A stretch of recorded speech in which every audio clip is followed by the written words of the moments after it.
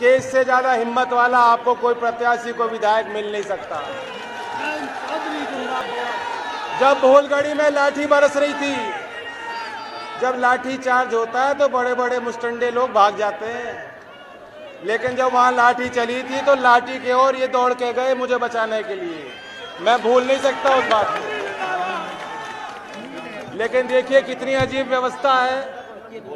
किसान के हत्यारे देशभक्त हैं, सबसे बड़े राष्ट्रभक्त। लखीमपुर में मंत्री जी मंत्री बने बैठे हैं, उनके बेटे बेल पे बाहर हैं। मंत्री जी आज भाजपा के पक्ष में उसी क्षेत्र में घूम रहे हैं, डोल रहे हैं, कह रहे हैं कि वोट करो भारतीय जनता पार्टी को। कैसी व्यवस्था है। और दूसरी तरफ आंदोलनकारी किसान अभी भी जेल में बंद है। दूसरी तरफ जब अनुसूचित जात के एक गरीब परिवार के साथ अन्याय होता है, उस अन्याय का कोई विरोध करता है, उस पर लाठी चलाई जाती है। अगर लखनऊ शिक्षक भर्ती की मांग को लेकर नौजवान जाते हैं, उन पर लाठी चलाई जाती है। लंबित पुलिस भर्ती को लेकर अगर आप आंदोलन करोगे, याद है शिक्षा मित्र भी यहाँ कोई होंगे, शिक्षा मित्र आए, शिक्षा मित्रों को भी लाठी चलाई थी। इसलिए हम लोगों ने फैसला लिया है सकारात्मक राजनीति को आगे बढ़ाने के लिए। और अखिलेश जी, हम नौजवानों को, इस क्षेत्र के नौजवानों को नौकरी और रोजगार के संबंध में बहुत गंभीरता पूर्वक उन्होंने भी विचार किया है। और हम दोनों ने तय किया है कि पिछले 2 साल कोविड के कारण नौजवानों के मारे गए थे, भर्ती नहीं हो पा रही थी। तो अगर उम्र में भी आपको छूट देनी पड़े तो हम उम्र में छूट देंगे, तो आपकी समय पे भर्ती हो। शिक्षा मित्र, आंगनबाड़ी, बीएड, टेट वाले तमाम ये जो विषय आए हैं, जो विसंगतियां हुई हैं, उनको दूर करके समायोजन करने के लिए सरकार काम करेगी। और सरकारी कर्मचारियों की जो पुरानी पेंशन की मांग थी, आज बाबा कानून व्यवस्था पे झूठ बोलते हैं, बड़े बड़े झूठ बोलते हैं। सच्चाई ये है कि ये जो वर्दी पहने वाले पुलिसकर्मी हैं, ये भी हमारे भाई हैं, ये हमारी बहनें हैं। जो महिला पुलिसकर्मी ये गांव से निकल के आए हैं। इनकी वर्दी का जो सम्मान और विश्वास होना चाहिए, पिछले 5 साल में बाबा ने कमजोर किया। हम इस वर्दी को मजबूत करेंगे। वर्दी पहनने वालों की इज्जत हो, उनका मनोबल ऊंचा रहे। इनकी अलाउंस, इनकी भत्ता बढ़ाने के लिए इनके गृह जनपद के पास इनका जो है तबादला दूर हो जाता है, गृह जनपद के पास इनकी नियुक्ति रहे, ड्यूटी रहे।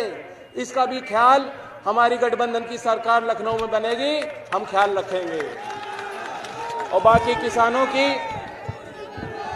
यहाँ आलू की बहुत बड़ी फसल है, बहुत बड़ी पैदावार है, और आलू बार बार घाटे में गया। मैं पता कर रहा था कि इस बार फसल कैसी है। मुझे क्षेत्र के किसानों ने बताया कि लगभग 20 से 25% इस बार फसल डाउन है। फसल डाउन है क्या इस बार? उसका मूल कारण ये है कि किसान देखता है कि मुझे जहां घाटा हो रहा है, पहले घाटे को देखकर, घाटे के उस सौदे से परेशान होकर किसानों ने जो रकबा घटाया, यही मूल कारण है।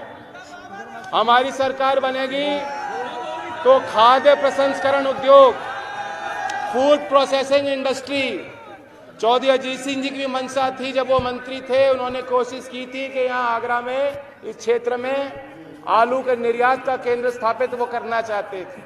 और हमारी भी सोच है कि हम प्रयोग करेंगे कि आलू को सरकार भाव भी तय करे, खरीद भी करे, और जहां संभव हो राशन में भी आलू को जोड़ेंगे, ताकि पोषण की भी जो समस्या दूर हो। और मैं नौजवानों से पूछना चाहता हूं, पिछले 3 वर्षों से आर्मी की भर्ती नहीं निकली, आर्मी की भर्ती नहीं निकली है। आपकी हाइट भी परफेक्ट है, मैं देखता हूं सुबह शाम आप दौड़ लगा रहे हो। तो जो व्यवस्था राज्य सरकार को करनी होगी, राज्य सरकार व्यवस्था करेगी। और केंद्र सरकार से हम लोग मांग करेंगे कि यहाँ भर्ती खुले, सेना की भर्ती इसी क्षेत्र में खुल जाए, ताकि यहीं दौड़ लगाओ और यहीं से सीधा आपको नौकरी मिले। और बाकी ऐसा काम कर दो, बाबा जी आए थे, कल आए थे बाबा जी, और कुछ हींग की महक की बात कह गए कि हींग की महक होनी चाहिए। मुझे लगता है कि पहले दो चरण चुनाव के हुए हैं, उससे उनको बदहजमी हो गई, हींग की ज्यादा जरूरत नहीं पड़ेगी। 2 चरण में जो गति मिली है किसानों को, जो ताकत मिली है इस गठबंधन को, क्या तीसरे चरण में आप उस गति को बना के रखोगे? क्या वो गर्मी बना के रखोगे? तो चुनाव बाद में बाबा जी के लिए कंबल खरीद दूं, कंबल भेज दूं उनको, सादाबाद की जनता की तरफ से कंबल दे दूं। धन्यवाद।